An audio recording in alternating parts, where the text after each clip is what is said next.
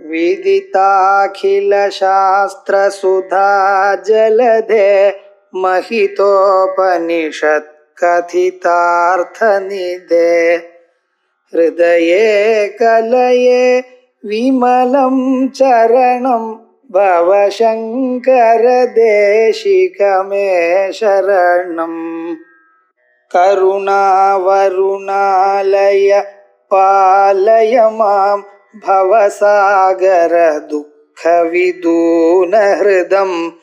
रचयाखिलदर्शनतत्त्वविदं भवशङ्करदेशिकमे शरणम्। ओम शुक्लांबरधरं विष्णुं शशिवर्णं चतुर्भुजं प्रसन्नवदनं ध्यायेत् सर्वविघ्नोपशान्तये। मयूरादिरूढं महावाक्यगूढं मनोहारिदेहं महच्चित्तगेहं महीदेवदेवं महावेदभावं महादेवबालं भजे लोकपालम्। नमः पार्वतीपतये हर हर महादेव। वल्लीदेवसेना कान्तस्मरणं जय जय सुब्रह्मण्यो।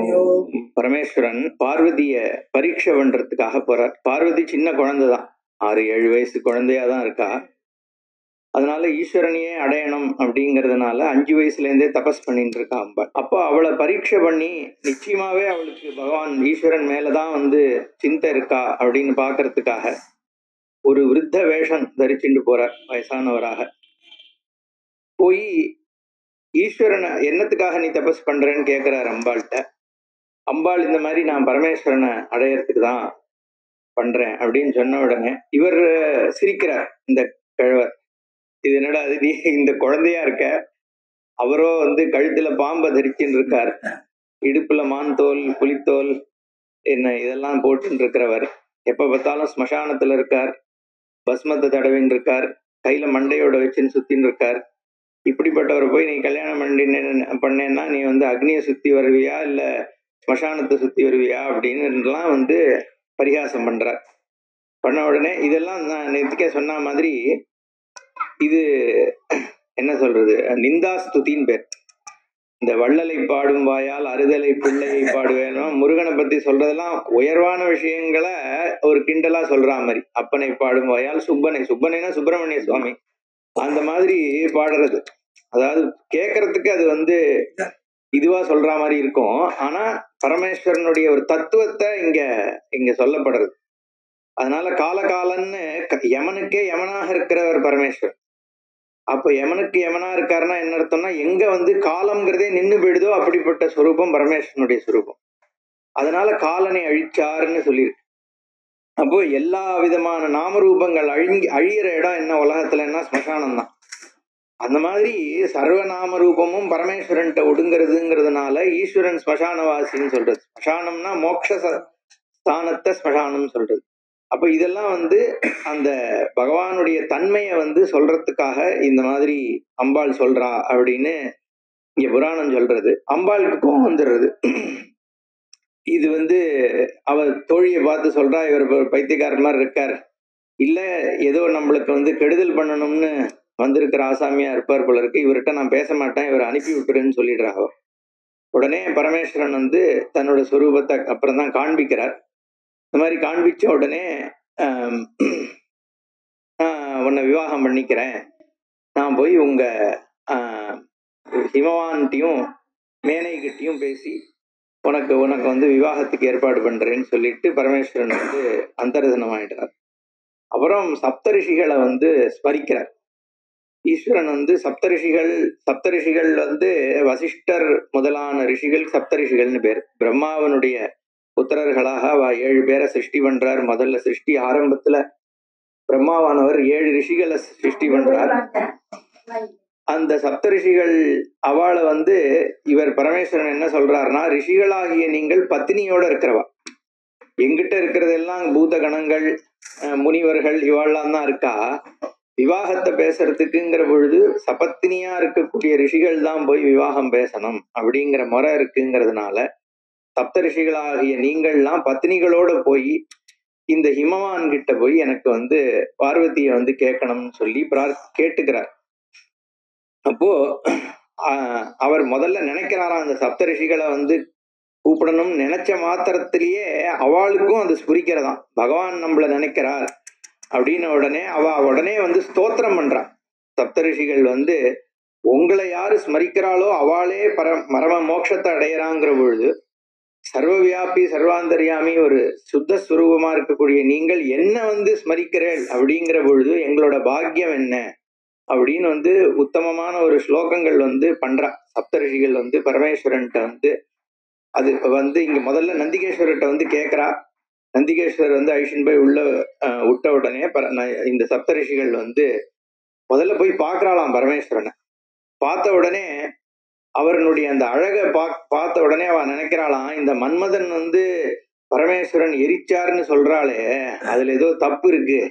ஏன்னா நான் என்ன இவா பேசிக்கிறாளாம், நான் என்ன நினைக்கிறேன்னா இந்த ஈஸ்வரனோட அழகை பார்த்துட்டு மன்மதன் தன்னோட அழகு வந்து இந்த சுவாமிக்கு அழகுக்கு இதுல என்ன இதுவா போச்சுன்னு அவன் தற்கொலை பண்ணிட்டு இருப்பானே ஒழிய சுவாமி எரிச்சிருக்கிற வாய்ப்பு இல்லை அப்படின்ற அளவுக்கு அப்படி ஒரு அழகா இருக்கார் பரமேஸ்வரன் வர்ணிக்கிறார். அந்த சுவாமிய வந்து அப்போ இன்னும் 2-3 இது சொல்றார் பரமேஸ்வரனை வந்து. மகாவிஷ்ணுவே இது 2-3 இன்னொன்னு என்ன சொல்றாருன்னா, மகாவிஷ்ணு ஆனவர் இந்த ஈஸ்வரனுடைய அந்த அழகை பார்த்துட்டு தான் அவர் வந்து மோகினி அவதாரம் எடுத்துன்னு வந்தார் இவர் அடையறதுக்குன்னு இருக்குமோ அப்படின்லாம். அதே மாதிரி இவாழ்லாமே இத மாதிரி விஷ்ணு முதலானவர்களே வந்து பரமேஸ்வரனுடைய அழகுல மோகிக்கும் போது அவர் பிக்ஷாடனரா போகும்பொழுது சாதாரண ரிஷிகளும் அவளும் மோகிச்சதுல என்ன ஆச்சரியம் இருக்கு அப்படின்லாம் வந்து நினைக்கிறாளாம் சப்தரிஷிகள். அப்படி நினைச்சு பரமேஸ்வரனை ஸ்தோத்திரம் பண்ண உடனே அப்புறம்தான் இவர் சொல்றார், நீங்க போய் எனக்கு ஹிமவான் கிட்ட வந்து பேசணும், போகும்போது உங்க பத்னிகளை அழிச்சின்னு போங்கோ, ஏன்னா இது வந்து பிராம விவாகமாக தான் நடக்கணும்னு பரமேஸ்வரன் சொல்றார். முறையாக போய் நீங்க ஹிமவான் கிட்ட போய் சப்தரிஷிகள் நீங்க அருந்ததி முதலான உங்க பத்னிகளையும் அழிச்சுட்டு போய் பேசிட்டு வாங்கோன்னு சொல்லி அனுப்புறார். கேக்குறதா? முன்னாடி வந்துருங்க, மைக் இல்லையே. அங்க ஒரே பேசிட்டு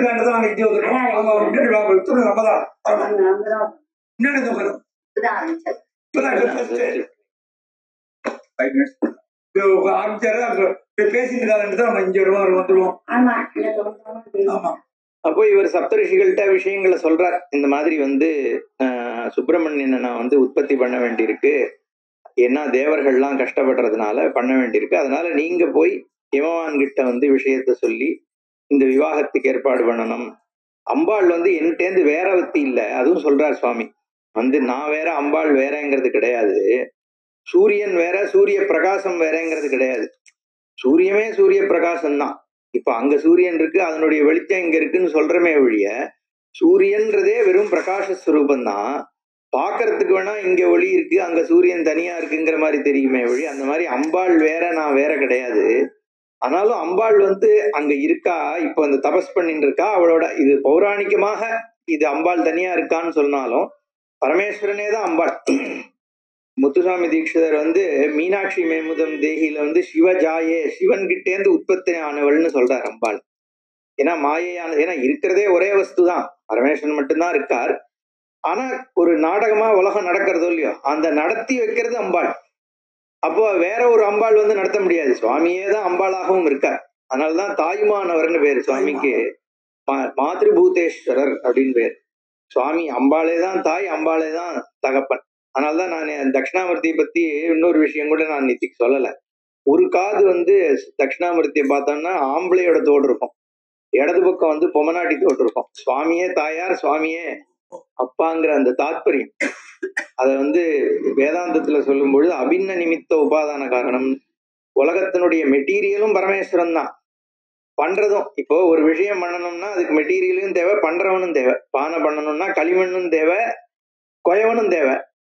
ஆனா இங்க வந்து சுவாமி எங்க போய், சுவாமி தான் சிருஷ்டியே பண்ண போறார். அப்ப அவர் எங்க போய் மெட்டீரியல் எடுப்பார்? எடுத்தாருன்னா அப்ப அதை யாரு சிருஷ்டி பண்ணாங்கிற கேள்வி வந்துடும். அவர் சொர்க்கத்துல இருக்காருன்னா அந்த சொர்க்கத்தை யாரு சிருஷ்டி பண்ணார்? அப்போ சுவாமி தன்னிட்டேந்து தான் சிருஷ்டி பண்றார் அப்படின்னு சொல்றது வேற.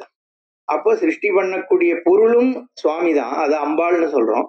சிருஷ்டி பண்றவரும் சுவாமி தான். அதனால அம்பாள்ன்றத நம்ம தனியா கிடையாதுங்கிற தாத்பரியத்தை இங்க பரமேஸ்வரனே சொல்ற. எனக்கு வேறானவள் கிடையாது அம்பாள், எப்படி சூரியனும் சூரியனுடைய பிரகாசமும் தனியாக தெரிகிறதோ, அதனால என்னை விட்டு பிரியாத அம்பாளானவள் நீங்க போய் இந்த பாணி கிரகணம் பண்ணணும்ன்ற சந்தர்ப்பம் இருக்கு, நீங்க போய் பேசணும் அப்படின்னு சொன்னார். அந்த இமயமலையில ஓஷதி பிரஸ்தம்னு ஒரு புறம் இருக்கு. அந்த ஓஷதி பிரஸ்தத்துல தான் ஹிமவான் இருக்கான். அந்த இடத்துல போய் இவா பொண்ணு கேட்கறதுக்காக சப்த ரிஷிகள் அவளுடைய பத்னிகளோட போறா. பண்ண உடனே அவளை எதிர்கொண்டு ஹிமவான் வரவேற்கிறார். ஹிமவானும் அவ மனைவி மேனையானவள் ரெண்டு பேரும் அவளுக்கு பாதத்தை அலம்பி கை அலம்பி விட்டு அவளுக்கு அர்க்கியம் அதெல்லாம் கொடுத்து உபச்சாரம் பண்றா. பண்ணி இங்க நீங்க வர வேண்டிய அவசியம் என்ன அப்படின்னு கேட்ட உடனே அவளும் இவாளை குஷலோபரி பண்றாளாம். உன்னோட ராஜ்யம்லாம் எப்படி நடந்துட்டு இருக்கு, ஏன்னா இவன் பர்வத ராஜனாச்சே ஹிமவான், அதனால உன்னோட செங்கோல்லாம் சரிவர நடக்கிறதா, உன்னோட மக்கள்லாம் எல்லாம் நல்லபடியா இருக்காளா அப்படின்னு சௌக்கியம் விசாரிக்கிறாளாம் இவாள்லாம். அதுக்கப்புறம் என்ன காரணமாக வந்தேன், நீங்க வந்ததுனால நாங்க கிருதார்த்தர்கள் ஆயிட்டோம் அப்படின்னு இவா ரெண்டு பேர் சொல்றா. மேனையும் ஹிமவான் அவ ரெண்டு பசங்க. அப்போ நீங்கெல்லாம் மனசை அடக்கினவள் சப்தரிஷிகள், நீங்க உங்களாலதான் இந்த சிருஷ்டியினுடைய தன்மையே நடந்துட்டு இருக்கு அப்படிங்கிற உங்களால இங்க வரும்பொழுது நீங்களே என்னோட இடத்துக்கு வந்ததுனால நாங்க கிருதார்த்தர்கள் ஆயிட்டோம்னு இவா சொல்றா. சொன்ன உடனே இவா பேச ஆரம்பிக்கிறாளாம். முதல்ல வசிஷ்டர், அப்புறம் அங்கீரசர், இவாள்லாம் பேசுறா. பரமேஸ்வரனை பத்திய தன்மையை இவா சொல்றா. நாங்க எதுக்கா வந்திருக்கோம்னு உங்களுக்கு சொல்றோம். ஆமா, இவா பேசுறதுக்கு முன்னாடி அம்பாள் அலங்காரம் பண்ணி அழிச்சுட்டு வரா. அவ 7 வயசு 8 வயசு தான் பார்வதிக்கு, குழந்தைதான். அவளை அலங்காரம் பண்ணி அம்பாள் அழிச்சுட்டு வரா. அப்போ ஹிமவானும் சப்தரிஷிகளுக்கும் நடுவுல ஒரு வார்த்தாலாபம் நடக்கிறது. முக்கியமாக அருந்ததி, அவதான் அருந்ததி பர்வதராஜனுடைய புத்திரிய முதல்ல நமஸ்காரம் பண்றாளாம் மானசீகமா. ஏன்னா இவாளுக்கு சப்தரிஷிகள் அவ ரிஷி பத்திரின்னா அம்பாள்னு தெரியுமோ இல்லையோ.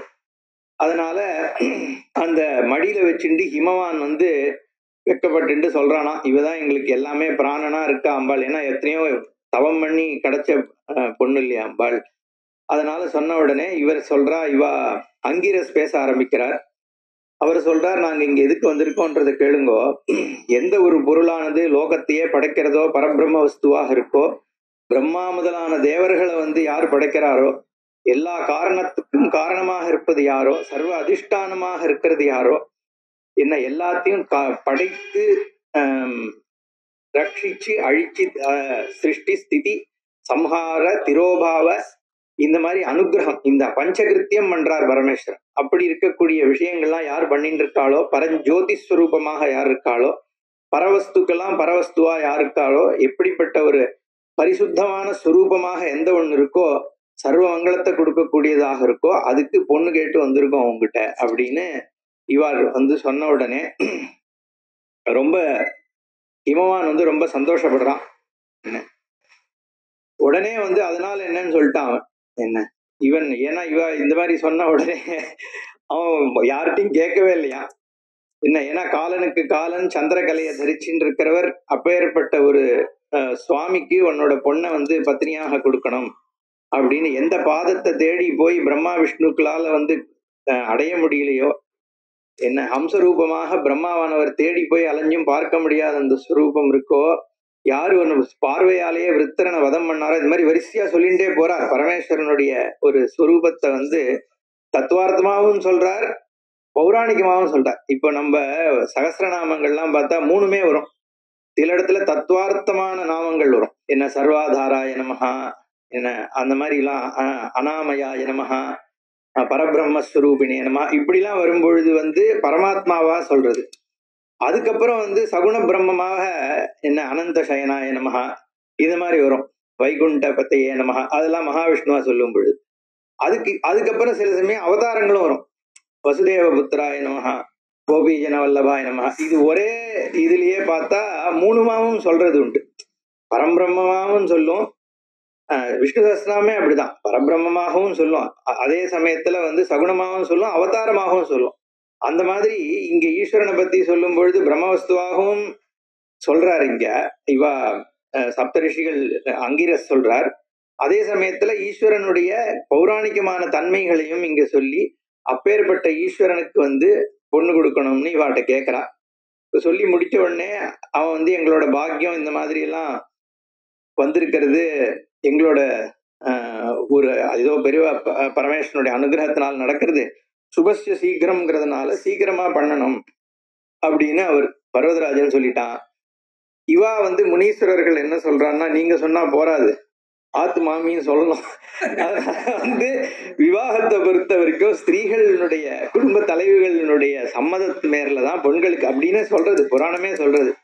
என்ன, ஸ்திரீகளினுடைய சம்மதத்தின் பேர்ல தான் விவாகம் நடக்கணும். அதனால உங்களோட அனுமதி இருக்கான்னு கேட்கிறா. எல்லாரும் ஆமா இருக்குன்னு சொல்லிட்டாலாம். அம்மா மட்டும், அந்த மேனையானவள் மட்டும் நான் கொஞ்சம் பேசணுங்கிறா. அவ என்ன சொல்றான்னா, பரமேஸ்வரனை பத்தி அவளும் உயர்வா சொல்றா.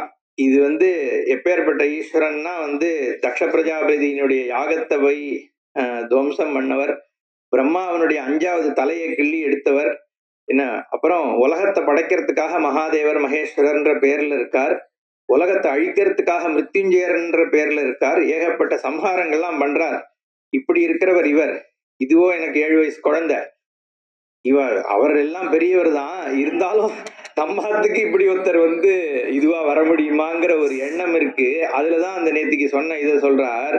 இந்த சாதாரண உலகத்திலேயே அவ என்ன சொல்றான்னா, சாதாரண உலகத்துல ராகத்வேஷம் இருந்துட்டு எல்லாருக்குள்ளயும் இருக்கு, எந்த பிராணியா இருந்தாலும் விருப்பு வெறுப்புகள் இருக்கு. அப்படிங்கிற பொழுது சம்பந்திங்கிற பொழுது பிரச்சனைகள் வர்றது வந்து சுபாவம் வரதான் வரும். ஓரளவுக்கு சரியான சம்பந்தமா இருந்தாதான் வந்து வாழ்க்கையை ஒழுங்கா அப்படின்னு. அதனால அதுலதான் இந்த ஓமைய சொல்றா.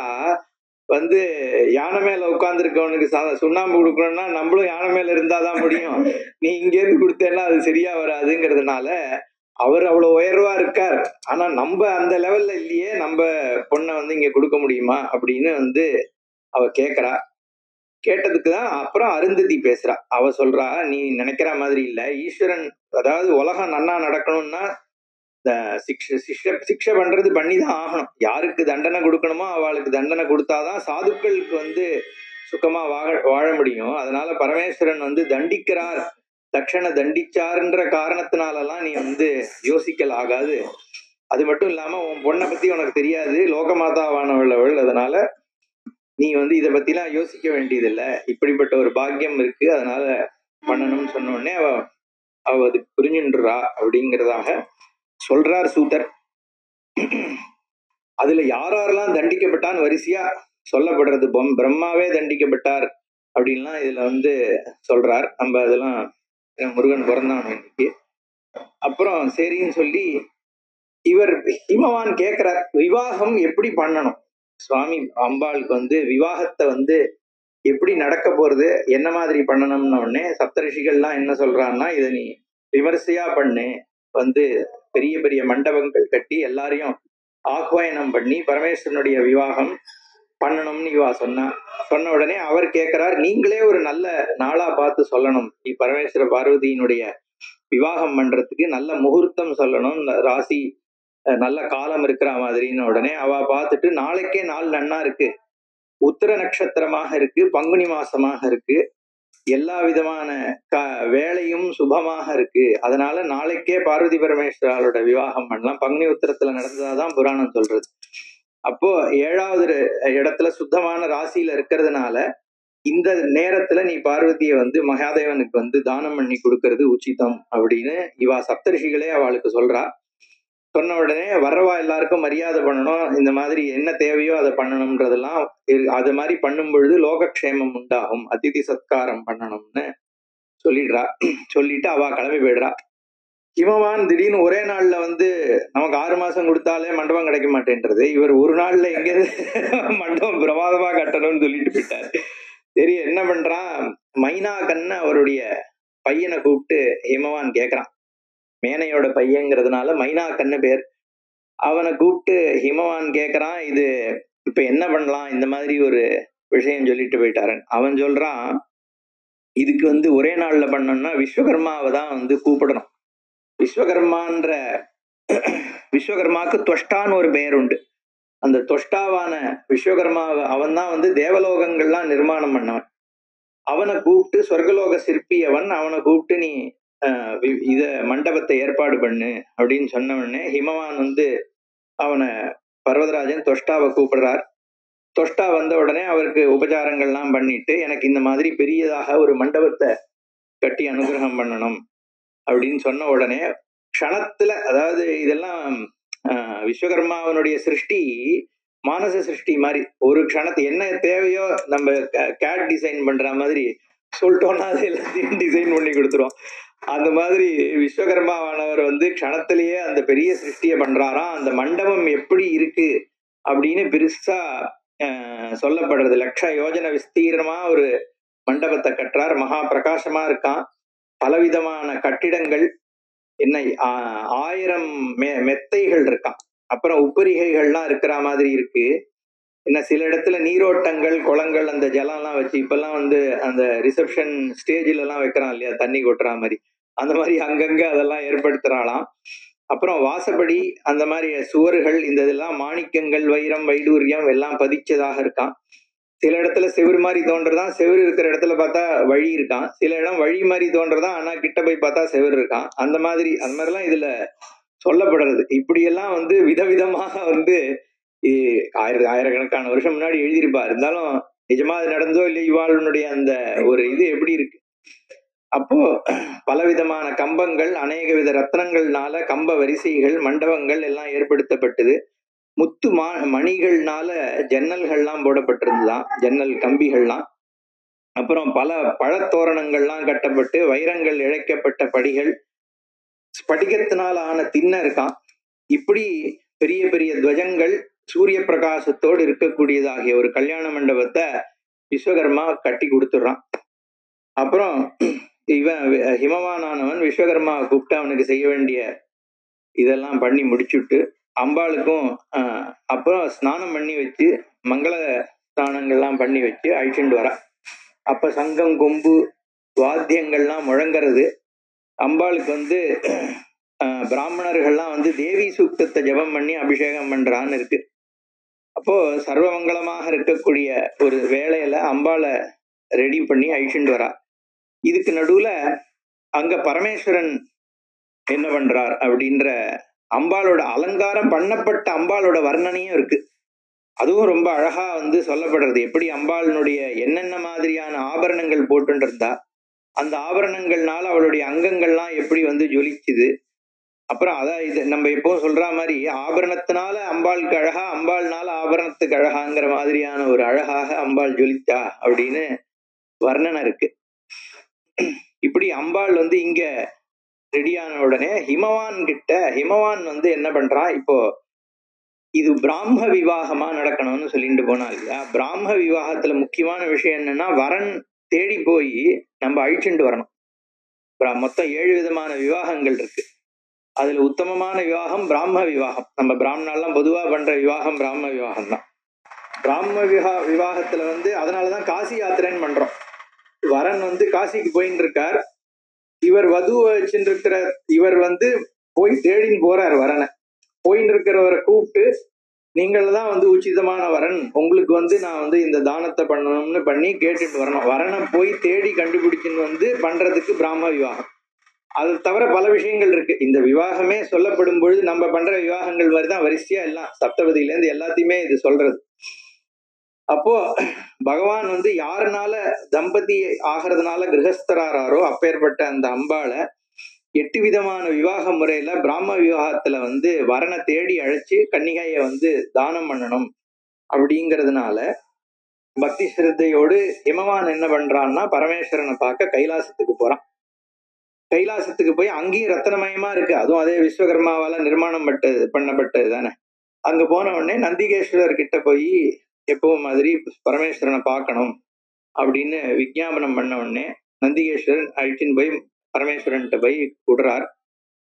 அப்போ அங்க அதே மாதிரி ஈஸ்வரனுடைய ஒரு வர்ணனை இருக்கு. மேரு பர்வதத்தை வில்லாக கொண்ட பரமேஸ்வரன் எப்படி சனகாதிகளுக்கு உபதேசம் பண்ணிட்டு ஞானஸ்வரூபமாக பிரகாசிச்சுட்டு இருக்கார் அப்படிங்கிற ஒரு வர்ணனைக்கு அப்புறம் இவர் போய் பேசுறார். ஹிமவான் சொல்றார், பரமானந்த ஸ்வரூபமா இருக்கிற உங்களுக்கு இந்த என்னுடைய குழந்தைய வந்து கன்னிகாதானம் பண்ணி கொடுக்கணும்ன்ற ஆவலை இவர் சொல்றார். ஓஷதி பிரஸ்தத்துக்கு வந்து நீங்க விவாகம் பண்ணிக்கணும்னு வரனை கூப்பிடுறார். பரமேஸ்வரன் வந்து கூப்பிட்டு விவாகம் பண்ணணும் அப்படின்னு சொன்ன உடனே சரி நான் வரேன் அப்படின்னு சொல்லி அனுப்பி வச்சிடுறார். அதுக்கப்புறம் நந்திகேஸ்வரரை பார்த்து பரமேஸ்வரன் கூப்பிடுறாராம், சொல்றாராம். இதுல முக்கியமான ஒரு தாத்பரியம் இருக்கு. இந்த பரமேஸ்வரன் என்ன பண்றார், தன்னுடைய பக்க மக்கள் எல்லாரையும் தன்னோட கைலாசத்துக்கு வர சொல்றார். இவா எல்லாரையும் அழிச்சுண்டு விவாகத்துக்கு போக போறார். சோ யாரெல்லாம் பரமேஸ்வரனுக்கு அதீனமாக இருக்கிற உயிரினங்கள் அப்படிங்கறதெல்லாம் இங்க வரிசைப்படுத்தப்படுறது. ஈஸ்வரன் வந்து நந்திகேஸ்வரரை பார்த்து சொல்றார், பிரமத கணங்களோட தலைவர்கள் எல்லாம் வர சொல்லு அப்படின்னு. பிரமத கணங்கள் தேவர்கள், பிரஜாபதிகள், ஏகாதச ருத்ரர்கள், துவாதச ஆதித்யர்கள், 11 ஆதித்யர் ருத்ரர்கள், 12 ஆதித்யர்கள், அஷ்டவசுக்கள், சாத்தியர்கள், பித்ருக்கள், அசுரர்கள், நாகர்கள், கணங்களின் பதிகள், அப்புறம் ஹாட்டகேஸ்வரர், கூஷ்மாண்டர் முதலான ருத்ரர்கள்னு பொதுவா முதல்ல சொல்றார். அதுக்கப்புறம் ஒரு 10 பக்கத்துக்கு யாரெல்லாம் வந்து பரமேஸ்வரனுக்கு கீழே இருக்கக்கூடிய கணங்கள், எந்தெந்த ருத்ரர்கள் எங்கெங்க இருக்கான்னு பெரிய வர்ணனம் வருது. அதாவது ஈஸ்வரனுடைய இந்த கணங்கள்ன்றதே நிறைய பேர் புரிஞ்சுக்கிறது இல்ல. தேவர்கள்னு ஒண்ணு இருக்கு, ருத்ரர்கள் இருக்கா, கணங்கள் இருக்கா, அசுரர்கள் இருக்கா. இப்ப 33 கோடி தேவர்கள் இருக்கான்னு சொல்றோம், 66 கோடி அசுரர்கள் இருக்கா, 2 மடங்கு அசுரர்கள் இருக்கா, லட்சக்கணக்கான கணங்கள் இருக்கு, லட்சக்கணக்கான ருத்ரர்கள் இருக்கா. இத்தனையும் சேர்ந்துதான் இந்த உலகத்தினுடைய நிர்மாணம் இருக்கு. ஏன்னா நான் அன்னைக்கே சொன்னேன், நம்ம பிரபஞ்சம்னு சொல்லும் பொழுது வெறும் எர்த்தை மட்டும் நம்ம பார்க்க முடியாது. ஏன்னா ஒரு ஸ்டாரும் ஒரு சன்னுன்னு சொல்றோம். வானத்துல பார்த்தா கணக்கில் அடங்காத ஸ்டார்ஸ் நம்ம கண்ணுக்கே தெரியறது. அது தெரியாதது எவ்வளவு இருக்குன்னு நமக்கு தெரியாது. ஏன்னா இப்ப நம்ம நேக்கடையில தெரியறது நமக்கு தெரியறது, எங்க போய் முடிய போறது? இப்ப ஸ்பேஸ் ஒரு இடத்துல முடியுமான்னு, இப்போ டைம் வந்து எப்பயாவது ஆரம்பிச்சுதுன்னு எப்படி சொல்ல முடியும்? ஆரம்பிக்கிறதுக்கு முன்னாடி என்ன இருக்குன்னா அப்பயும் ஏதோ ஒரு டைம் இருந்துதான் ஆகணும். இல்லைன்னா டைமினுடைய பர்செப்ஷனே அப்ப இல்லை அப்படின்னு வேணா சொல்லலாமே ஒழிய, காலத்துக்குள்ள காலம் முடியறது ஆரம்பிக்கிறதுன்னு சொல்ல முடியாது. அது மாதிரி ஸ்பேஸுமே ஒரு இடத்துக்கு போனா அது தாண்டி ஸ்பேஸ் தான் இருக்க போகுது. அப்போ நமக்கு எவ்வளவு சூரியன் தெரியறதோ அதையும் தாண்டி மில்லியன்ஸ் ஆஃப் ஸ்டார்ஸ் இருக்குன்னு சயின்டிஸ்டே சொல்றான். டெலஸ்கோப் வழியா இவாளுக்கு அப்சர்வேட்டரி வழியா எவ்வளவு தெரியறதே இத்தனை மில்லியன்ஸ், தெரியாது எவ்வளவு இருக்குன்னு தெரியாது, அநேகமா இதை விட பல மடங்கு இருக்குன்னு தான் சொல்றான். அப்போ அந்த ஒரு ஈஸ்வரன்னா எல்லாத்தையும் சேர்த்துதான் காப்பாற்றணும் இல்லையா? வெறும் இந்த பூமியை மட்டும் காப்பாத்துறவர் ஒரு ஈஸ்வரன் ஆக முடியாது. அப்போ அத்தனை அண்டங்கள், ஆயிரக்கணக்கான கேலக்சிஸ் இருக்கிற ஈஸ்வரனுக்கு அங்கங்க ஒரு நியதி இருக்கும். பூமியை பொறுத்த வரைக்கும் இந்த பஞ்சபூதம் இருக்கு, இது இருக்கு, அது இருக்கு. சாட்டர்ன்ல என்ன இருக்கு, ஜூபிட்டர்ல என்ன இருக்கு, யுரேனஸ்ல என்ன இருக்குன்னே நமக்கு தெரியாது. அப்போ மற்ற பிளானட்ஸ்ல எல்லாம் என்னென்ன விதமான போர்சஸ் இருக்கு, அது அத்தனையும் இங்க வந்து கணங்களா சொல்லப்படுறது. இந்த அதுக்காக சொல்ல வந்த ஆயிரக்கணக்கான ருத்ரர்கள், ஆயிரக்கணக்கான கணங்கள், இவைகளாலதான் பரமேஸ்வரன் வந்து உலகத்தை முழுக்க இது பண்றான். இது ஏன் இவ்வளவு எக்ஸ்பிளைன் பண்றேன்னா, இவா இந்த ஆஃப் லேட் வந்து ஏதோ வந்து விஷ்ணு தான் வந்து தேவர்களுடைய தலைவர், சிவகணங்கள்லாம் ஏதோ வந்து பல்லு இப்படி இருக்கும் அப்படி இருக்கும் அந்த மாதிரி அதை ரொம்ப நெகட்டிவா சொல்லிடுறா. கேட்டுட்டா இது வந்து தாமச புராணம் அந்த மாதிரி எதையோ சொல்லி, அந்த மத்வால் தான் எஸ்பெஷலி வந்து அவளுக்கு இந்த ஒரு ப்ராப்ளம், அவளுக்கு சிவனை வந்து ஏதாவது சொல்லி ஆகணும். தாத்பரியம் இது, அதுக்காக சொல்றேன். கணங்கள்ன்றதும் ஏன்னா உலகத்துல எல்லாமே சௌமியமா இருக்கிறது கிடையாது, நல்லது மட்டுமா நடந்துட்டு இருக்கு. நல்ல மழை பெய்யுறது அது மட்டும், எத்தனையோ கெட்ட விஷயங்கள் போர்சஸும் நடக்கிறது. அதுவும் ஈஸ்வராதீனம் தான். என்ன அசுரனுக்கு யார் சக்தி கொடுக்குறான்னா அதுவும் அதே ஈஸ்வரன் தானே இருக்கிறது, ஒரு ஈஸ்வரன் மட்டும்தான்னா. அப்போ அசுரர்கள் ஏன்னா இப்ப மத்த ரிலிஜியன்ஸ்ல பார்த்தேன்னா சாட்டான்னு ஒருத்தன் உண்டு, காடுன்னு ஒருத்தர் உண்டு. அப்போ கெட்டவன்லாம் சாட்டானை தான் வேண்டுவான், இவன் நல்லா வந்து காடை வேண்டுவான். சாட்டானும் காடும் எப்பயும் அடிச்சுட்டு இருப்பான். நம்ம யோசிச்சு பார்த்தான்னா யாருக்கு சக்தி அதிகமா இருக்கு? இப்போ கெட்டதுக்கு சக்தி அதிகமா இருக்கா, நல்லது சக்தி? அப்ப சாட்டன் பவர்ஃபுல்லா இல்ல காடு பவர்ஃபுல்லான்னு பார்த்தா சாட்டன் தானே பவர்ஃபுல்லா இருக்கு இப்போ. ஏன்னா அதுகிட்டதான் அத்தனை பேர் கெட்டதுதான் நிறைய நடக்கிறதுன்னு தோன்றது இல்லையா?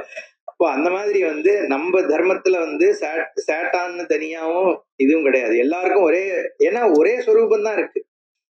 இன்ஃபேக்ட் ஒருத்தன் கெட்டவன், ஒருத்தன் சில கெட்ட விஷயங்கள்ல ஈடுபடுறான்னு வேணா சொல்லாமே ஒழிய, இவன் வந்து கெட்டவன் அப்படின்னு எல்லாருமே ஒரு டயத்துல கெட்டவா ஒரு டயத்துல நல்லவா தானே. ஒரு ஏதோ ஒரு காரணத்தினால அவன் ஒருத்தன் திருடுறான்னா என்ன, அவன் ஏதோ அவனுக்கு தெரியாதா திருடக்கூடாது, எதையோ அதை மீறி பண்றான் அவனோட சிச்சுவேஷன். அப்போ இது எல்லாமே ஒரு ஃபோர்ஸஸ் தான். இது அத்தனைக்கும் ஈஸ்வரன் தான் ஆதாரமா இருக்கார். அதனால கணங்களும் ஈஸ்வரன் அதெல்லாம் இங்க எதுக்காக சொல்ல வந்தா, இங்க வந்து பரமேஸ்வரன் தன்னோட பக்கத்துல இருக்கவாளெல்லாம் கூப்பிடுன்னு நந்திகிட்ட சொல்றாருன்னா அதுல இவ அத்தனை பேரும் வரா.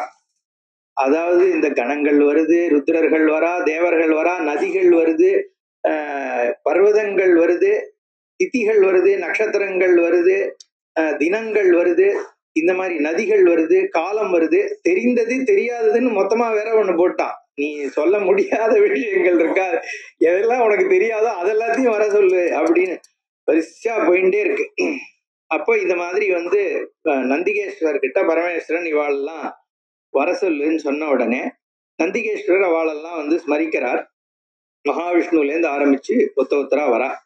இந்திரன், வருணன், திக்பாலர், தேவர்கள், பிரஜாபதிகள், ஏகாதச ருத்ரர்கள், துவாதச ஆதித்யர்கள், அஷ்டவசுக்கள், விஸ்வேதேவர்கள், சாத்தியர்கள், பித்ருக்கள், நாராயணர், அவருடைய அவதாரங்கள், சதுர்முகனான பிரம்மதேவன், பாதாள லோகத்தில் இருக்கக்கூடிய தனுவினுடைய புத்திரர்கள், என்ன எல்லா விதமான அசுரர்கள், அஷ்டமகா நாகங்கள், மகாபலிஷ்டர்களான இருக்கக்கூடிய வாசுகி, கார்கோடன், மகோரகன், கம்பளன், அஸ்வதரன் இப்படின்ற நாக தலைவர்கள்லாம் வரா.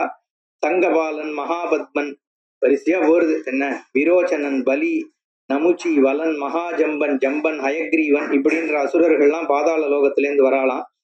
என்ன ஆட்டகேஸ்வரருடைய ஆளுகைக்கு இருக்கக்கூடிய கணங்கள், கூஷ்மாண்ட ருத்ரனுடைய கணங்கள், பானுபகம்பன், மகாபலி, இது மாதிரி வரிசையா ஒரு 6 பக்கத்துக்கு இருக்கு. நம்ம படிச்சுட்டு இருந்தோம்னா கஷ்டம்.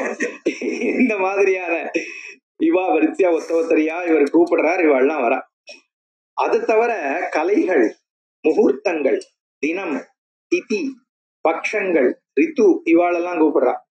அப்புறம் மகாவிஷ்ணு வந்து மகாலட்சுமியோட கூட வராராம், பிரம்மா வந்து சரஸ்வதியோட கூட வரார், கங்கை முதலான நதிகள் வருது, சமுத்திரங்கள் வருது, இவ எல்லாரையும் கூப்பிடுறார் நந்திகேஸ்வரர்.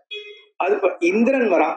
இந்திரன் 33 கோடி தேவர்கள், விஸ்வேதேவர்கள், சாத்தியர்கள், பிரம்ம விசாரம் பண்ணிட்டு இருக்கிற முனிவர்கள், நிருதி, வாயு, குபேரன் இப்பேற்பட்ட தேவர்கள் எல்லாரோடையும் வரா. 61 கோடி அசுரர்கள் வரா, நாகர்கள் வரா. இவ எல்லாரையும் வரிசையா வர சொல்றார்.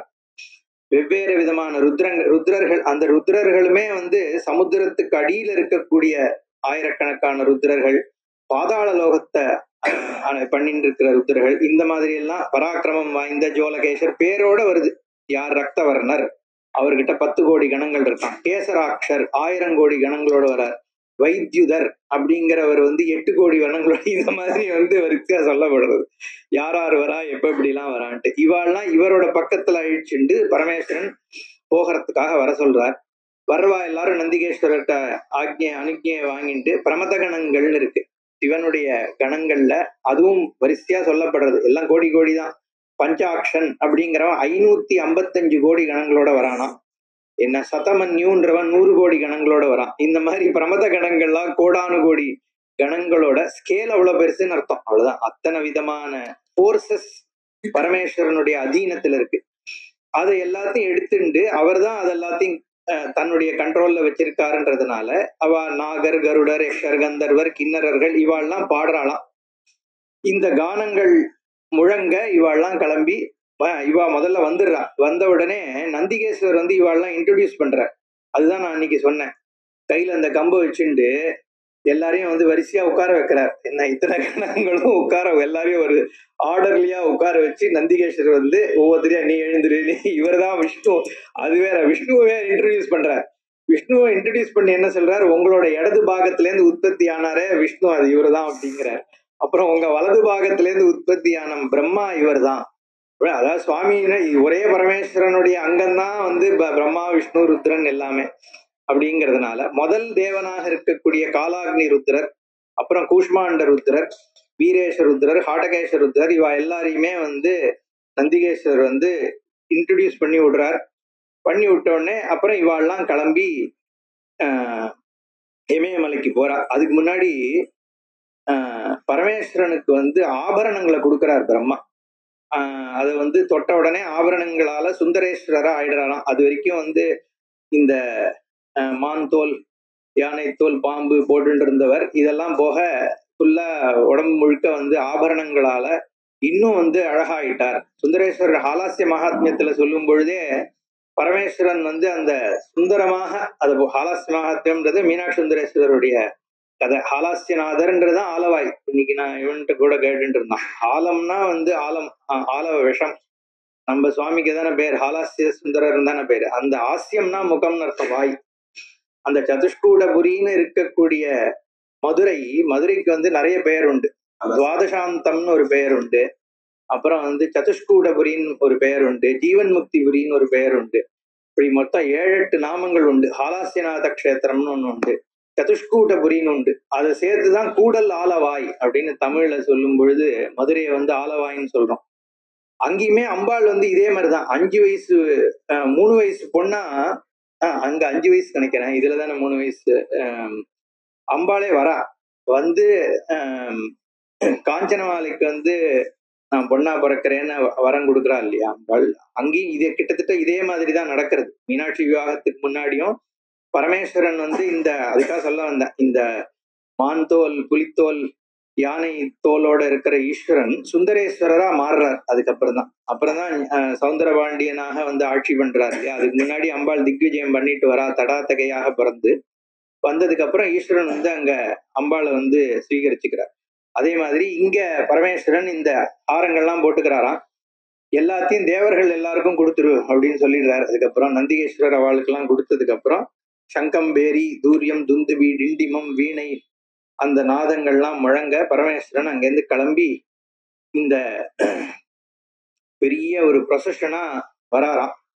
வேத மந்திரங்கள்லாம் முழங்கிறது, டான்சர்ஸ் எல்லாம் ஆடுறா, வாசன திரவியங்கள்லாம் வீசுறது.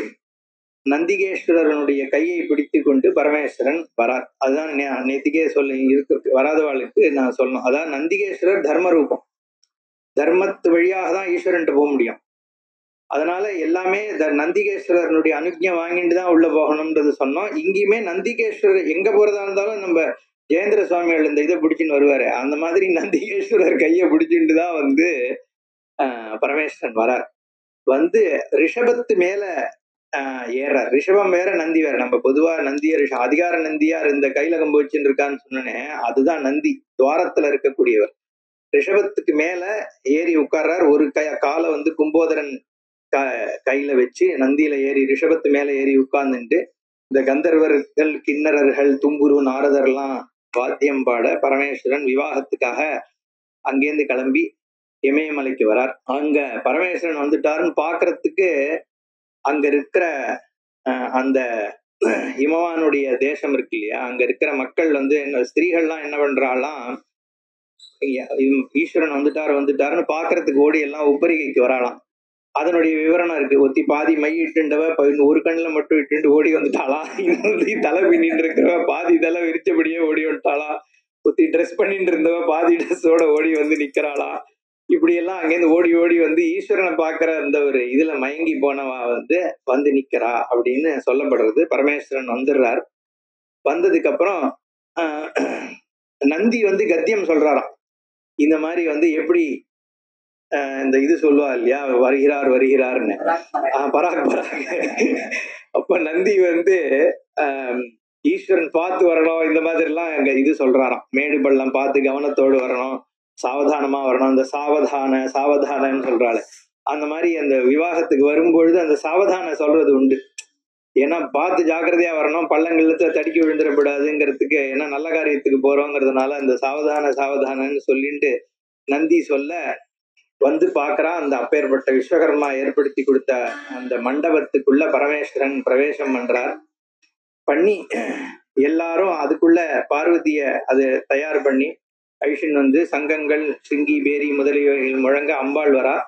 அம்பாள் கையை பிடிச்சின்னு போய் பரமேஸ்வரன் வந்து நடுவுல அந்த மண்டபத்துக்கு நடுவுல இருக்கக்கூடிய சொர்ணத்தால் ஆன ஒரு இதுல போய் சிம்மாசனத்துல போய் 2 பேரும் உட்கார்றாளாம். சந்திரனும் ரோஹிணியும் பிரகாசிக்கிற மாதிரி பார்வதி பரமேஸ்வரால் அங்க பிரகாசிச்சா அப்படின்னு சொல்லப்படுறது. அப்புறம் மகாவிஷ்ணு வந்து ஊஞ்சல் ஆடணும் அப்படின்னு சொல்லி சொர்ணத்தால் ஆன பொண்ணு ஊஞ்சலை வந்து அங்க கொண்டு வந்து வைக்கிறாராம். அப்ப அங்க வந்து சுவாமிகிட்ட வந்து விஞ்ஞாபிச்சுக்கிறார், நீங்க 2 பேரும் பொன்னூஞ்சல்ல எங்களுக்கு முன்னாடி ஆடணும். அவ ஆடினதான் நம்ம பொன்னூஞ்சல் ஆடின்னு இருக்கோம், உண்மையான கௌரி கல்யாண வைபோகம். அப்போ அந்த இடத்துல வந்து அம்பாளும் பரமேஸ்வரனும் அந்த எப்படி அந்த விவாகம் நடக்கணுமோ அந்த, ஏன்னா நான் பிராம விவாகம்னு சொல்லி இருக்கிறதுனால இதுல அதெல்லாம் சொல்லப்படுறது. பரமேஸ்வரனுக்கு வஸ்திரம் கொடுக்கறானா ஹிமவான், என்ன அம்பாளுக்கு வந்து மங்களாபரணங்கள்லாம் பூசி, என்ன ஸ்வர்ண கிண்டியால ஜலம் எடுத்து கொடுக்குறா. அப்புறம் வஸ்திர ஆபரணங்கள்லாம் அவங்க போட்ட கொடுத்ததை வந்து தொட்ட உடனே பரமேஸ்வரன் போயிடுறது, போய் போட்டுட்டு வர வேண்டிய அவசியம்லாம் இல்லையே, ஈஸ்வரன் தானே. பரோட்ச பிரியா இவகி தேவாகான்னு சாஸ்திரங்கள் என்ன சொல்றதுன்னா, தேவதைகள் வந்து சாப்பிடணும்னு அவசியம் இல்லை, பார்த்தாலே போறோம். அக்ஷத்தினால ஒண்ணுத்த பார்க்கும் பொழுதே பரோ அக்ஷப்பிரியாக, அதை பார்க்கும் பொழுதே ஸ்வீகாரம் ஆயிடுது. சுவாமியா சாப்பிடுறாரு நைவேத்தியம் பண்ணான்னு நம்ம கேட்கக்கூடாது, ஈஸ்வரனுடைய தரிசனத்திலேயே அது வந்து ஸ்வீகாரம் ஆயிடுறது. அப்போ இங்க ஈஸ்வரன் அததான் இங்க சொல்றா, ஒரு விரலால தொட்ட உடனே அந்த வஸ்திரம் வந்து அவருக்கு ஸ்வீகாரம் ஆயிடுறதுங்கிறதுனால. அப்போ லோக நன்மைக்காக அம்பாளை வந்து ஸ்வீகரிச்சுண்டார் பரமேஸ்வரன். அப்ப சப்தபதி முதலானவைகளும் நடக்கிறது. என்ன இப்படி கோலாகலமா விவாகம் நடக்கிறதுனால அத்தனை கணங்கள் ருத்ரர்கள் அவ்வளவு பேரும் ஒரு பக்கம் வந்துட்டாலும், அதனால என்ன ஆச்சான், பூமி ஒரு பக்கம் இறங்கி போயிட்டான். இறங்கி போன உடனே இவ எல்லாம் பயந்து போய் மகாதேவன்கிட்ட போய், பரமேஸ்வரா இது என்னது, இது இப்படி ஆயிருக்கேன்னு உடனே தெரிஞ்ச கதை தான். அகஸ்தியரை கூப்பிட்டு பரமேஸ்வரன் சொல்றார், நீ என் தட்சிண பாகத்துக்கு போ, எல்லாரும் இங்க இமயமலைக்கு எல்லாரும் வந்துட்டதுனால பூமி கீழே சாஞ்சிடுத்து, நீ ஒத்தம் போனா பூரா இது மேல வந்துரும்னாராம் அவர். அகஸ்தியரனுடைய ஒரு இதை சொல்றதுக்காக. ஏன்னா அப்பேற்பட்டவர் தான் நமக்கு திராவிட பாஷையை கொடுத்திருக்காரு இல்லையா. அவர் அங்கிருந்து அப்புறம் அகஸ்தியரை பத்தி பின்னாடி வருது. இப்போதைக்கு அகஸ்தியரை வந்து அனுப்பி வச்சார். அகஸ்தியர் வந்து வருத்தம் தெரிவிச்சார், என்னால இந்த இவ்வளவு உலகமே பாக்குறது, நான் ஒருத்தம் பார்க்க முடியாம போயிடுமே இந்த விவாகத்தைன்னு சொன்னாராம் அவர். அதனால உனக்கு அந்த கல்யாண கோலத்தை நான் காண்பிக்கிறேன்ட்டு பரமேஸ்வரன் வந்து அகஸ்தியருக்கு மட்டும் தனியாக கல்யாண கோலத்தை காண்பிச்சார் அப்படின்னு இருக்கு. அப்புறம் அக்னி பிரம்மாவே உட்கார்ந்து கல்யாண சடங்கெல்லாம் பண்றார். மகாவிஷ்ணுவே வந்து இவன் ஹிமவானோட சேர்ந்திருந்து அம்பாளை தாரவாக்குற இதுல ஈடுபடுத்திக்கிறார். அக்னியானவர் தானே வந்து ஸ்வயரூபமாக போய் முதல்ல தேவதா ரூபமாக வந்தவர் அக்னியாகவே இருந்து தன்னுடைய காரியத்தை பண்றாராம். இப்படி வைதீக சம்பிரதாயப்படி பிராம விவாகமாக பார்வதி பரமேஸ்வராலோட விவாகம் நடைபெற்றது அப்படின்னு இந்த விவாகம் ஆகிறது. அப்புறம் விவாகம் முடிஞ்ச உடனே பரமேஸ்வரனும் பார்வதியும் உட்கார்ந்து ஒருத்தருக்கா தரிசனம் கொடுக்குறான். இந்த மாதிரி முதல்ல மகாவிஷ்ணு, அதுலயும் ஒரு கிரமம் இருக்கு, மகாவிஷ்ணு வரார், பிரம்மா வரார், அப்புறம் கணங்கள் வருது. இப்படி ஒருத்தருக்கா தரிசனம் கொடுத்துட்டு பரமேஸ்வரன் வந்து அந்தர்தனம் ஆயிடுறார், அங்கேருந்து போயிடுறார். பார்வதி பரமேஸ்வரால் விவாகம் பண்ணிட்டு போயாச்சு. அதுக்கு முன்னாடி கிளம்புறதுக்கு முன்னாடி ரதி வந்து அழறான். இதெல்லாம் நடக்கிறதுக்கு மன்மதன் தான் காரணம், என்ன அவன் இன்னும் பஸ்மாவே கிடக்கான், என்ன ஏதாவது பண்ணணும்னு சொன்ன உடனே பரமேஸ்வரன் வந்து அனங்கன்னே பேரு. மன்மதனுக்கு வந்து அனங்கன்னு ஒரு பேர் உண்டு, அங்கம் இல்லாதவன்னு அர்த்தம். மனசுல மட்டும்தான் இருப்பானா, மற்ற தேவதை மாதிரி வெளியில கிடையாது, மனசுல மட்டும் இருக்கிறதுனால அவன் அங்கம் இல்லாதவன். அனங்கனை நிகரும் மண்ணான்னு பாட்டு வரும் அந்த காலத்துல ஔவையார் படத்துல. அனங்கன்றது மன்மதன். அதனால பரமேஸ்வரன் என்ன அனுகிரகம் பண்றாருன்னா, ரதிக்கு மட்டும் நீ வந்து தேகம் தெரியறவனா இருப்ப, மத்த யாருக்கும் தெரியாத ஒரு ஸ்வரூபமாக உன்னை உயிர்ப்பிக்கிறேன்னு சொல்லி மன்மதனுக்கு வந்து திருப்பி உயிரை கொடுக்கிறார். கொடுத்த உடனே இந்த தேவர்கள்லாம் வந்து பரமேஸ்வரனுக்கு மதுவர்க்கம் கொடுப்பாளுன்னு நம்ம விவாகத்துல வந்து மாங்கலிதாரணம் முன்னாடி மதுவர்க்கம்னு ஒண்ணு கொடுப்பா. அந்த மதுவர்க்கத்துல இருக்கிற சேஷத்தை சாப்பிடணும்னு இவா எல்லாருக்கும் ஆசையாம். பரமேஸ்வரன் சாப்பிட்ட மதுவர்க்க சேஷம் வேணும்னு விஷ்ணு பிரம்மா முதலான தேவர்கள்லாம் போய் ஈஸ்வரன்கிட்ட போய் எங்களுக்கு மதுவர்க்க சேஷத்தை கொடுக்கணும் அப்படின்னு கேட்ட உடனே ஈஸ்வரன் அனுகிரகம் பண்றார், உங்களுக்கு எல்லாருக்கும் மதுவர்க்க சேஷத்தினால நீங்க சித்தி அடைவீர்கள் அப்படின்னு சொல்லிட்டு அந்தர்தனமாறார் அப்படின்னு விவாக கட்டம் முடியறது. இதுக்கு பலஸ்துதி பெருசாக சொல்லப்படுறது. இந்த பார்வதி பரமேஸ்வரால் விவாகத்தை கேட்கறவா மலடியானவா குழந்தைய பெத்துப்பா, ஜெயத்தை கேட்கறவா ஜெயத்தை அடைவா, இந்த ஸ்டாண்டர்டா வந்து நல்ல பலன்கள்லாம் இதுக்கு சொல்லப்படுறது. இதுக்கு வந்து மகாலட்சுமி நாராயண அடைஞ்சதுக்கே இதை கேட்டதுதான் காரணம்னு இதுல இருக்கு. பார்க்கடல்ல தோன்றின மகாலட்சுமி வந்து மகாவிஷ்ணு அடையறதுக்கு காரணம் பார்வதி பரமேஸ்வரால் விவாக கட்டத்தை கேட்டதுதான் அப்படின்னு இதுல பலஸ்துதி சொல்லப்படுறது. அதே மாதிரி பிரம்மா சரஸ்வதி அடைஞ்சதுக்கும் இதுதான், எல்லா விவாகத்துக்கும் இதுதான் காரணம்னு சொல்லி பலஸ்துதி சொல்லி முடிக்கிறார். அதுக்கப்புறம் சரி, பரமேஸ்வரன் பார்வதின்னு போயிட்டார் கைலாசத்துக்கு. சுப்பிரமணியர் உற்பத்தி இன்னும் ஆகல, நாள் போயிட்டே இருக்கு. என்ன அவன் மன்மதனும் கிளம்பி போயிட்டான், உலகம்லாம் எல்லாம் சந்தோஷமா இருக்கு. தேவர்கள் திருப்பி அவன் சூரபத்மன் அவனோட அட்டகாசம் தொடர்ந்துன்னு இருக்கு. அதனால தேவர்கள்லாம் திருப்பி என்ன பண்றா, மேருமலையில போய் அங்கதானே ஒளிஞ்சுட்டு இருக்கா எல்லாரும், போய் வந்து அங்க உட்காந்து என்னடா பண்றது, இவர் இன்னும் குழந்தைய பெத்துட்டா மாதிரி தெரியலையே சொல்லிட்டு யாராவது ஒருத்தனை அனுப்பி பார்ப்போம் என்னதான் நடந்துட்டு இருக்கு, பார்வதி பரமேஸ்வரால் வந்து இப்ப சண்டை போட்டு இருக்காளா, குடுத்தம் நடத்திட்டு இருக்காளான்னு சொல்லிட்டு என்ன பண்றாரு, யாரடா பிடிக்கிறது, பார்த்தா வாயு பகவானை பிடிக்காளாம். அவன் மன்மதன் மாதிரி அவனும் போய் ஏற்கனவே ஒரு ஆள் போய் பொசிக்கினது போறோம், நான் வேற இங்கேருந்து போறதுங்கிறான் வாயு. இவாளுக்கு வாயு இன்னும் கொஞ்சம் ஃபாஸ்டா போயிட்டு வந்துருவான்னுட்டு வாயுவை கூப்பிட்டு நீ தான் போய் பார்த்துன்னு வரணும் அப்படின்னு சொன்னா முடியாதுங்கிறான். அப்புறம் இவாள்லாம் மன்மதனை நினைச்சு நீ பார்க்காத, உன்னோட தன்மை ரொம்ப வேற அப்படி இப்படின்லாம் சொல்லி கன்வின்ஸ் பண்ணி அவனை வாயுவை அனுப்பி வைக்கிறான். அனுப்பி வச்ச உடனே வாயு அங்கேருந்து போறாரு. போனா நந்திகேஸ்வரர் அதெல்லாம் உள்ளெல்லாம் போக முடியாதுப்பா, இன்னும் இந்த உலகு பார்க்க வந்தவாள்லாம் உள்ள விட முடியாதுன்னு சொல்லி சண்டை போடுறார். இவர் வாயும் ஏதோ கேட்டு பாக்குறார், என்ன தெற்குல இருந்து மேற்குல இருந்து பல விதமா உள்ள நுழைய பாக்குறாராம். நந்திகேஸ்வரர் வந்து முடியாதுன்னு சொல்லி திருப்பி அனுப்பிடுறார். அதாவது இந்த பஞ்சபூதங்கள்னால கூட ஈஸ்வரனை போய் அடைய முடியாதுங்கிறது தாத்பரியம். அதனால அவர் திரும்பி வந்துடுறாராம். வாயு வந்து பரமேஸ்வரனை பார்க்க எப்படி வந்து பிரம்மா விஷ்ணு வந்து பார்க்க முடியாம திரும்பி வந்தாலோ அந்த மாதிரி இவர் வாயு திரும்பி வரார். ஏன்னா சகுணமானது வந்து நிர்குணத்தை வந்து அதாவது நம்ம லெவல்ஸ் இருக்கு, புரிஞ்சுங்கோ. அதாவது இது ஸ்தூல சரீரம்னு இருக்கு, அதுக்குள்ள ஒரு சூக்ஷ்ம சரீரம்னு நம்மளுது இருக்கு, அதுக்கப்புறம் காரண சரீரம்னு நிர்குணமான ஒரு வஸ்து இருக்கு. இப்போ உள்ள இருக்கிறது வெளியில இருக்கிறத பார்க்க முடியும், வெளியில இருக்கிறது எப்படி உள்ள இருக்கிறத பார்க்கும், அது முடியாது இல்லையா. எப்பவுமே உள்ளேந்து நீ இப்படி பார்க்கும் பொழுது நம்ம இப்படி பார்த்துட்டு போக முடியும், அங்கேருந்து திரும்பி பார்க்கறது கண்ணு இந்த பக்கம் தானே இருக்கு. அப்போ நிர்குணத்துக்குலேருந்து சகுண பிரம்மம் இருக்கு, சகுண பிரம்மத்திலேருந்து சிருஷ்டி இருக்கு. நிர்குண பிரம்மத்துக்கு அதீனமாக இருக்கிறதான சகுணம். நிர்குணத்துல குணம் இல்லாம போறதுதான் நிர்குணம். அப்படிங்கிறது இங்க பரமேஸ்வரன் வந்து நிர்குணஸ்வரூபம், குணம் இல்லாதவர், சுத்த பிரம்மம் நம்ம சொன்னோம். அப்போ மற்ற ரூபங்கள் இருக்கு, அதே சிவன் சகுணமாக ஆகும்போது மகாவிஷ்ணுவாரார். அதனால வந்து நிர்குணமாக இருக்கிற வஸ்துவை வந்து சகுணமானது வந்து முடி எங்க போய் பாக்குறது. இப்ப காலம், நான் இப்பதான் கொஞ்சம் முன்னாடி சொன்னேன், காலம் எங்க ஆரம்பிச்சதுன்னு சொல்ல முடியுமா, தேசம் எங்க ஆரம்பிச்சதுன்னு சொல்ல முடியுமா, சிருஷ்டி எங்க ஆரம்பிச்சதுன்னு எங்க சொல்றது. சோ முடிய வந்து சர்வாதாரமா இருக்கிற வஸ்துவோடைய அடிமுடி பார்க்க முடியாதுங்கிறது தாத்பரியம். அதனால ஒரு சுவாமி உயர்வு இன்னொருத்தர் அப்படி அர்த்தம் கிடையாது. அதனால இங்க அப்படிதான் இதெல்லாம் புரிஞ்சு இந்த வாயு போயிட்டு திரும்பி வந்தாரு. ஏன்னா அதுக்கப்புறம் இவா எல்லாருமே போறா, விட்டுறாரு உள்ள நந்தி.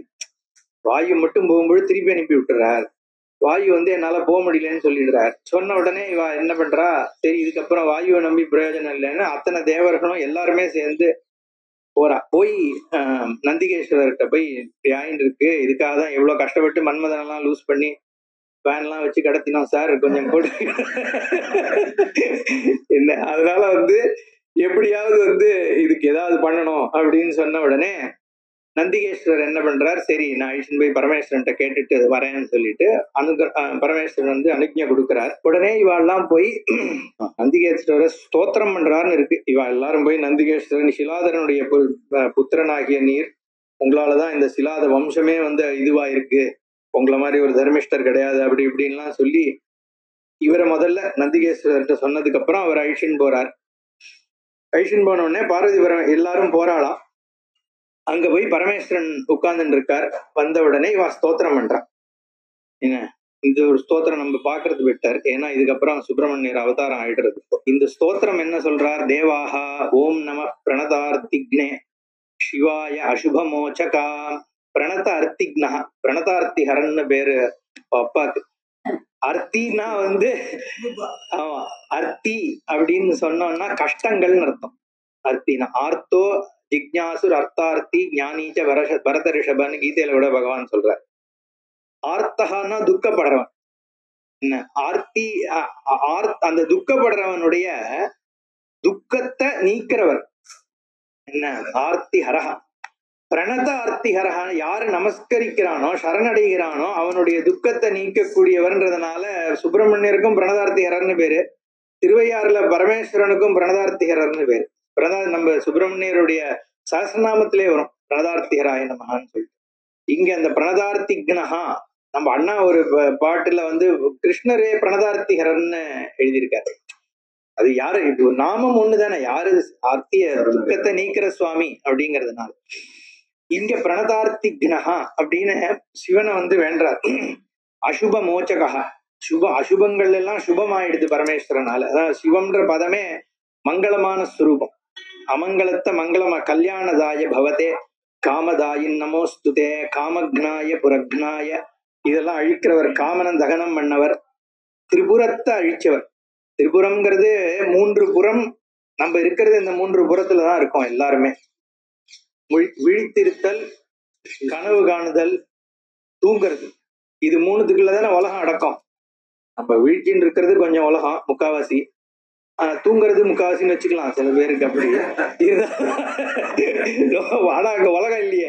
ஆனா முக்காவாசி உலக அனுபவம் முழிக்க இருக்கல, மீதி கால்வாசி சொப்பனத்துல இருக்கு. அந்த ஜாகிரத சொப்பன சுஷுப்தியில வெஷ்டி சமஷ்டி இருக்கு.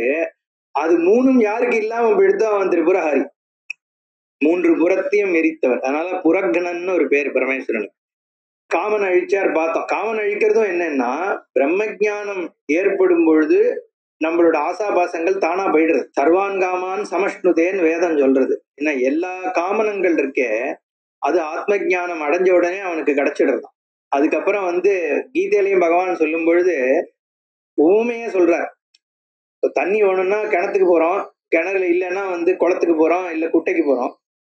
எல்லா இடத்துலயும் வெள்ளமா இருக்குன்னா எவனாவது கிணத்துக்கோ குட்டைக்கோ போவானா அப்படின்னு அதை கேட்கிறாரு. யாவானர்த்த உதபானே சர்வத சம்புளுதோத்துக்கு, எல்லா இடத்துலயும் தண்ணி இருக்கும் பொழுது கிணத்துக்கு என்ன பயனோ அந்த பயன்தான் உலக வாழ்க்கையில இருக்கிற சுகத்துக்கு எப்ப பிரம்ம ஜானத்தை நீ அடைஞ்சிட்டியோ அப்படின்னு சொல்றாரு கீதையில.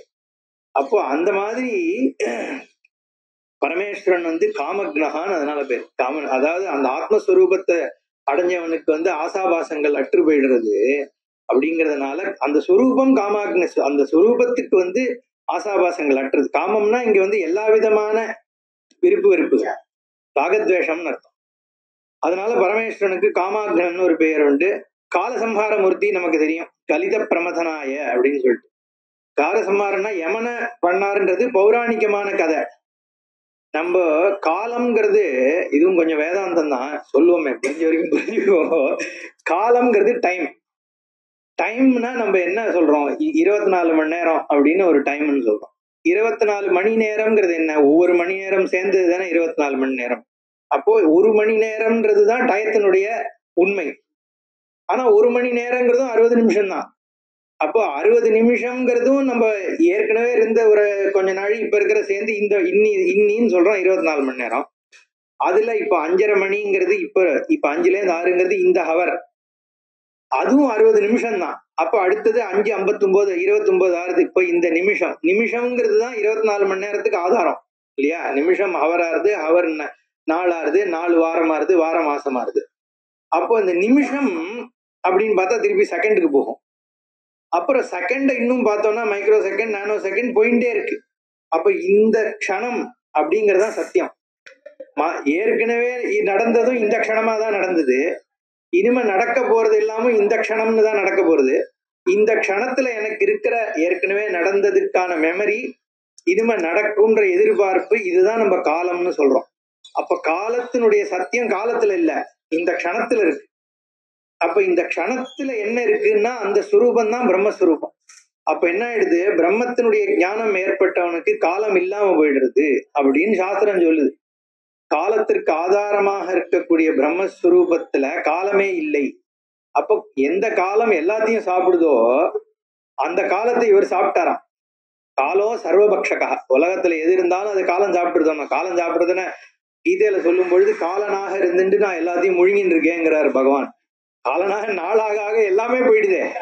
நம்ம மனுஷன் 50-100 வருஷம் இருக்கான், மரம் இது ஏதோ எத்தனையோ வருஷம் இருக்கு, விட்டில் பூச்சி நிமிஷம் செகண்ட்ஸ் தான் இருக்கு. என்ன அதுக்குள்ள அது பிறந்து வளர்ந்து வாழ்ந்து போயிடுறது ஒரு நாளுக்குள்ள இல்லையா? அந்த மாதிரி ஜீவராசிகள் இருக்கு, ஒவ்வொருத்தரும் ஒரு ஸ்கேல்ல இருக்கு. ஆனா எல்லாத்தையும் காலம் சாப்பிடுறது. அந்த காலனை ஒருத்தன் சாப்பிடுறான்னா அது இந்த ஆத்மவஸ்து தான். அப்படிங்கிறதுனால மலமொழுங்கி மகாதேவனுக்கு கதவு தான் அப்பளம் சுவாமிஜி குருநாதர் சொல்லும் பொழுது அப்படி ஒரு பழமொழி உண்டா, மலமொழுங்கி மகாதேவனுக்கு கதவு அப்பளம். அப்படி எல்லாத்தையும் முழுங்குற அந்த ஈஸ்வரன் காலம் என்மாத்திரம் அதையும் சாப்பிட்டுறாரு.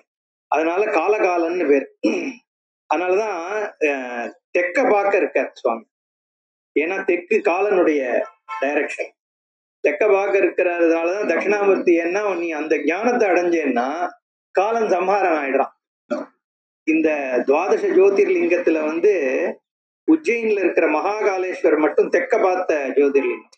ஏன்னா அவர் காலசம்ஹாரத்தை பண்றதுனால சுவாமி தெற்க பார்க்க இருக்கார். அது இருக்கட்டும். அப்படியெல்லாம் ஸ்தோத்திரம் பண்ணின்னு இருக்கா. இந்த சோம சூர்யாக்னி நேத்ராய, நேத்தியா சொன்ன சந்திரன் சூரியன் அக்னி, அது வழியாக தான் உலகத்தை காண்பிக்கிறார். அப்பேற்பட்ட ஸ்வரூபம்னு இது மாதிரி ஒரு 5 இதுவா பிரார்த்தனை பண்றா. பண்ணதுக்கு அப்புறம் 5:32 பரமேஸ்வரன் 6 முகம் ஆகிறார். ஏன்னா அம்பாளோட முகத்தையும் தான் ஸ்வீகரிக்கின்ற மாதிரி 6 முகமாகி அம்பாளை பாக்குறாராம் பரமேஸ்வரன். பார்த்த க்ஷணத்துல அவர்கிட்ட இருந்து ஒரு நெற்றிக்கண் 6 வழியிலேருந்து பரம தேஜஸ் 6 தேஜஸ் புரிகள் உலகம் முழுக்க பரவறதாம். எல்லாருடைய கண்கள் பார்க்க முடியாத தன்மை வர்ற அளவுக்கு இந்த தேஜஸ் ஆனது உலகம் முழுக்க வியாபிக்கிறது. தேவர்கள் அத்தனை பேரும் நடுநடுங்கி போய் அங்கேயும் இங்கேயும் ஓடுறா, ஒன்றும் பண்ண முடியல.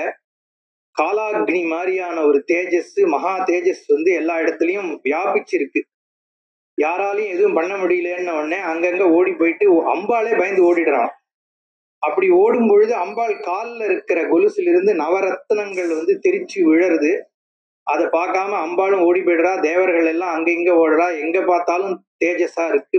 பகவானுடைய அந்த தேஜஸ் நெத்திக்கண் வழியாக வெளியில அதுக்கப்புறம் இவாள்லாம் அங்கே தேவர்கள்லாம் திருப்பி ஓடி இது சர்வவியாபியாக இருக்கிற தேஜஸ், எங்களால ஒன்றும் பண்ண முடியலையே அப்படின்னு சொன்ன உடனே பகவான் திருப்பி பரமேஸ்வரன் ஸ்மரிக்கிறார். அந்த தேஜஸை இவர் ஸ்மரிக்கிறார். ஸ்மரிச்சு வரணும்னு வேண்டின உடனே அந்த 6 தேஜஸும் திருப்பி பரமேஸ்வரன் கிட்ட வருதான். வந்ததுக்கு அப்புறம் இவர் நீ உன்னுடைய தன்மையை குறைச்சிக்கோன்னு சொல்லி அந்த தேஜஸினுடைய இதை குறைக்கிறார். குறைச்சதுக்கு அப்புறம் அக்னியையும் வாயுவையும் கூப்பிட்டு நீங்க 2 பேரும் இந்த தேஜஸை கொண்டு போய் கங்கையில போய் சேர்க்கணும் அப்படின்னு பரமேஸ்வரன் சொல்றார். சொன்ன உடனே இவா நாங்க எங்க இது பரமேஸ்வர தேஜஸ் எங்க, நாங்க எப்படி இவாளை தூக்கின்னு போக முடியும் அப்படின்னு சொன்ன உடனே அதுக்கான சக்தியை நான் உங்களுக்கு கொடுக்கறேன்னு சொல்லி அவ 2 பேருக்கு அந்த சக்தியை கொடுத்து இந்த தேஜஸனுடைய சக்தியும் அவளுக்கு எடுத்துன்னு போற அனுகூலமாக பண்ணி பிரம்மாவையும் விஷ்ணுவையும் இந்திரனையும் நீங்களும் கூட போங்கோ அப்படின்னு அனுப்பி வச்சு இவா நீங்க இந்த தேஜஸை கொண்டு போய் கங்கையில கொண்டு போய் சரவணம்னா அந்த நாணல் காடுல கங்கையில கொண்டு போய் சேர்க்கணும்னு இவா கிட்ட அனுகிரகம் பண்றார் ஈஸ்வரன். அப்போ இதோட அந்த 25வது அத்தியாயம் சுப்பிரமணியனுடைய அவதாரம்ங்கிறதாக முடிஞ்சு அடுத்த அத்தியாய ஆரம்பத்துல சூதர் கிட்ட முனிவர்கள்லாம் கேட்கிறான், இந்த தேஜஸ் உற்பத்தி ஆச்சுங்கிறத சொன்னேன், இது எப்படி சுப்பிரமணியராக ஆச்சு அப்படிங்கிற விஷயத்த எங்களுக்கு சொல்லணும் அப்படின்னு இவா கேட்ட உடனே சூதர் சொல்றார், ஒரு தடவை எனக்கு இத வேதவியாசர் சொல்லியிருக்கார். இந்த விஷயத்த எல்லா விதமான ஸ்ரேயஸையும் கொடுக்கக்கூடிய இந்த சுப்பிரமணிய சுவாமியினுடைய உற்பத்தியை நான் உங்களுக்கு சொல்றேன் அப்படின்னு சொல்லி இந்த 26வது அத்தியாயத்துலதான் இது ஆரம்பிக்கிறார். இந்த தேஜஸ் ஆனது பகவானுடைய கட்டளையினால அக்னி வாயு 2 பேரும் எடுத்துட்டு போய் மாத்தி மாத்தி சுமந்துன்னு போறாளாம். சுமக்கவே முடியலையாம் அந்த தேஜஸ. ஏன்னா அக்னி வழியாக தானே சுப்பிரமணியர் வந்திருக்காரு. அதனால அக்னியோட அனுப்புறார். வாயு காத்தோட சேர்த்து அதை எடுத்துன்னு போகிறது.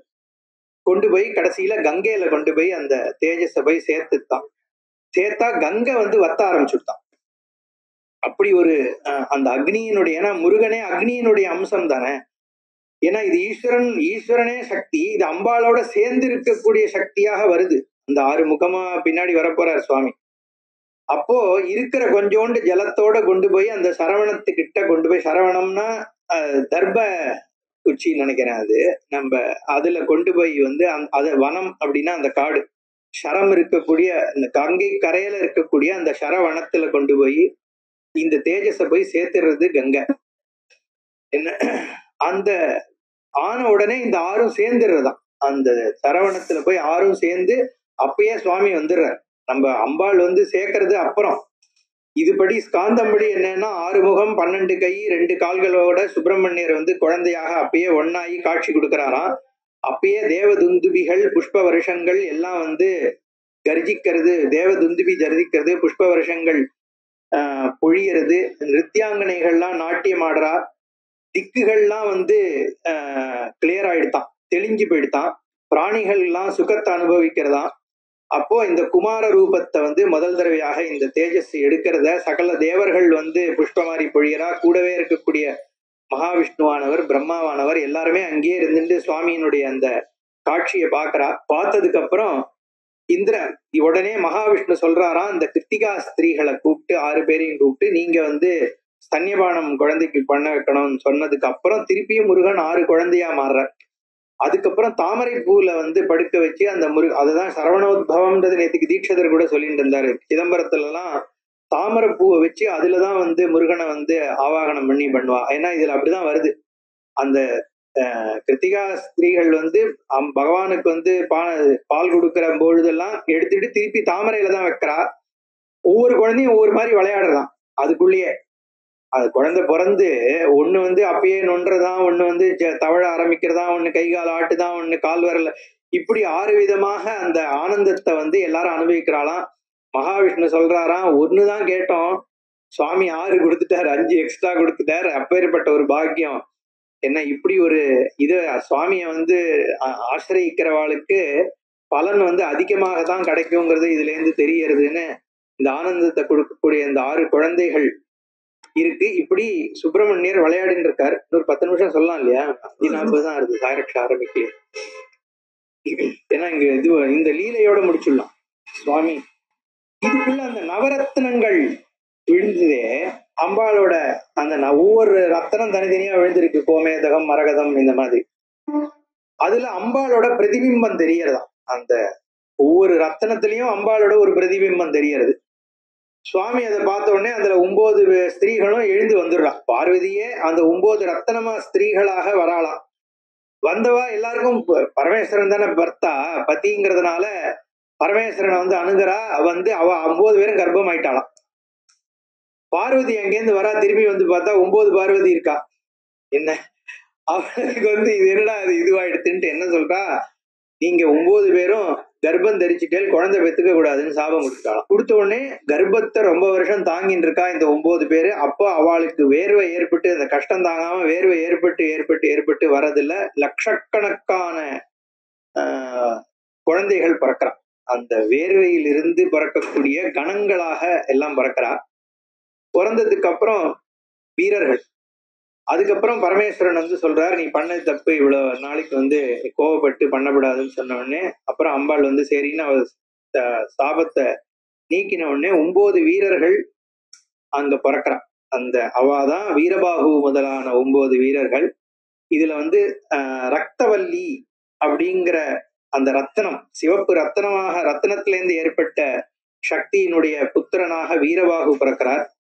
முத்துமணியிலேருந்து உண்டான தரளவள்ளி அப்படிங்கிற பெண்ணுகிட்டேந்து வீரகேசரிங்கிற வீரர் பிறக்கிறார். புஷ்பராக கல்லிலேருந்து ஏற்பட்ட பௌஷிவல்லி அப்படிங்கிற ஸ்திரீ கிட்டேந்து வீரமகேந்திரன்றவர் பிறக்கிறார். கோமேதகத்திலேருந்து வீர மகேஸ்வரன் பிறக்கிறார். வைடூரியத்திலிருந்து வீர புரந்தரன்றவர் பிறக்கிறார். வைரத்திலிருந்து வீர ராட்சசன் பிறக்கிறார். மரகதத்திலேருந்து உண்டான மரகதவல்லிங்கிற வள்ளிகிட்டேந்து வீர மார்த்தாண்டன் பிறக்கிறார். பவழத்திலேருந்து பவழவல்லின்ற ஸ்திரீ உண்டாயி அவள்கிட்டேந்து வீராந்தகன் அப்படின்ற வீரன் பிறக்கிறார். இந்திர நீலமணியிலிருந்து நீலவல்லி, அதுல இருந்து வீர தீரன் ஒருத்தர் பிறக்கிறார். இப்படி 9 வீரர்கள் பிறக்கிறார். இப்ப இவாள்லாம் பின்னாடி யுத்தம் வேற பண்ணுவா. இந்த 9 பேரு இவரை வீர மார்த்தாண்டர் கொண்டார், அவரை வீரகேசரி கொண்டாருன்னு போயிட்டு இருக்கோம் யுத்தம். அது நம்ம யுத்தம்லாம் சொன்னோம்னா 10 நாள் போகும். பட் இவா இந்த 9 பேர் சேனை தலைவர்களாக, வீரபாகுதான் பிரதானம், வீரகேசரி ரொம்ப முக்கியமான, இவா எல்லாரையும் பரமேஸ்வரன் வந்து நீங்க சேனை தலைவர்களாக வந்து சுப்பிரமணியருக்கு வந்து சேனா, ஏன்னா தேவர்களாலேயே ஒன்றும் பண்ண முடியல இந்த ராட்சசால.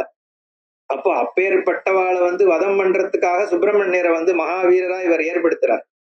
முருகனுக்கு வந்து பலவிதமான, இப்போ உபாசனைன்னு பார்த்தோம்னா எல்லா சுவாமிக்கும் ஒரு குணம் இருக்கும். கிருஷ்ணர்னா நம்ம வந்து மித்திரனாகவோ ஒரு குழந்தையாகவோ உபாசிக்க முடியும். சிவன்னா வந்து அப்பாவா தான் உபாசிக்கலாம், குழந்தையா அப்படி உபாசிப்போம். அந்த ராமர்னா தர்மமாக தான் உபாசிக்கணும், பிள்ளையார்னா குழந்தையாக தான் உபாசிக்கணும். முருகனுக்கு மட்டும் பார்த்தோம்னா வீரமாக பண்றோம், குருவாக பண்றோம், குழந்தையாக பண்றோம், சகோதரனா பண்றோம், என்னன்னோ. முருகனோட வந்து யுவனா வேற, அது வேற உண்டு இல்லையா? சோ இந்த வள்ளி கல்யாணம் இந்த மாதிரி இதெல்லாம் பார்த்தோம்னா சக்கிய பக்தி அந்த மாதிரி வரிசையா பலவிதமான பக்திகள் உண்டு. அதான் ஏன் இத்தனை ஒரு கேள்வி வரும், அது மட்டும் சொல்லிட்டு இன்னைக்கு பூர்த்தி பண்ணிப்போம். ஏன் இவ்வளோ தெய்வங்கள் சனாதன தர்மத்துல 33 தேவர்களை விட்டுருவோம், அது யாருக்கு, அதுக்கு அது தாத்பரியமே வேற. பட் உபாசனா மூர்த்திகள் ஏன் இவ்வளவு இருக்கு?